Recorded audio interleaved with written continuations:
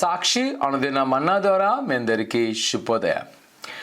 నేటి యొక్క సాయంకాలము గుర్రంపాలెం ప్రాంతంలో క్రిస్మస్ వేడుకుంది. ప్రతి వారు పాల్గొవలసిన కోరుచున్నాం. దేవుని సేవకులు కె సమీల్ గారు అందరూ ఆహ్వానించున్నారు.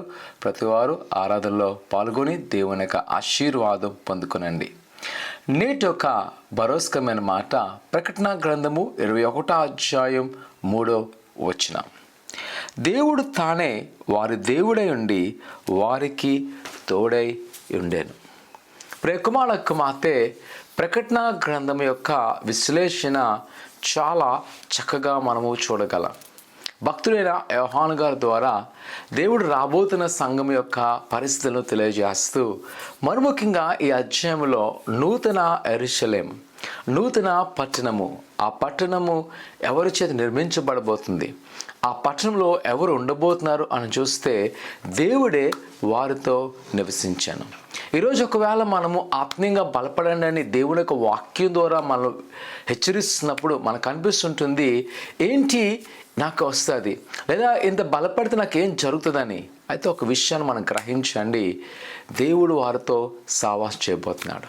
ఎవరైతే ఈ దినాన్ని మనము హింసలు భరించి మన విశ్వాసాన్ని కాపాడుకొని చివరికి వరకు తుది వరకు ప్రభువైన యేసుక్రీస్తులో నిలబడతామో వారి కొరకు ఆయన పట్టణంలో స్థానం కల్పించబోతున్నాడు. ఆ పట్టణంలో ఇంకా ఏడుపు ఉండదు, దుఃఖం ఉండదు. ఆయనే వారికి దేవుడే ఉంటాడు. మనందరము ఆయన ప్రజలే ఉంటాము. ఇంకక్కడ ఎవరు కూడా విభేదాలు ఉండవు, ఎటువంటి యొక్క అగాధం ఉండదు. దేవునితో సన్నిహితమైన సావాసం ఉంటుంది. ఆ సావాసం కొరకు ఈ దినాన నిరాశపడక, ఈరోజున్న శ్రమలు బట్టి, ఈరోజున్న దుఃఖాన్ని బట్టి, ఈరోజున్న ప్రతి పరిస్థితిని బట్టి దిగులు చెందక ఎదుగో ప్రభువుకి అప్పగించబడు. ఆయన నీకు సహాయం చేయబోతున్నాడు, ఆయనను ఆదరించబోతున్నాడు. ఈ క్షణము అలాగే రానున్న కాలంలో దేవునికి దయచేయబోతున్నాడు. ప్రార్థన చేసుకుందాం. పరిశుద్ధుడా, ఘనమైన దేవా, నీకు వందనాలు. ఆయన ఉదయకాల సమయంలో నీ బిడ్డలను ధైర్యపరచండి. ఎదుగో ప్రభువా, ఆయన రానున్న కాలంలో ఆయన తుదుకు నీవే వారికి దేవుడిగా ఉండబోతున్నావు. ఆ యొక్క నిరీక్షణతో ముందుకు వెళ్ళక సహాయం దయచేయండి.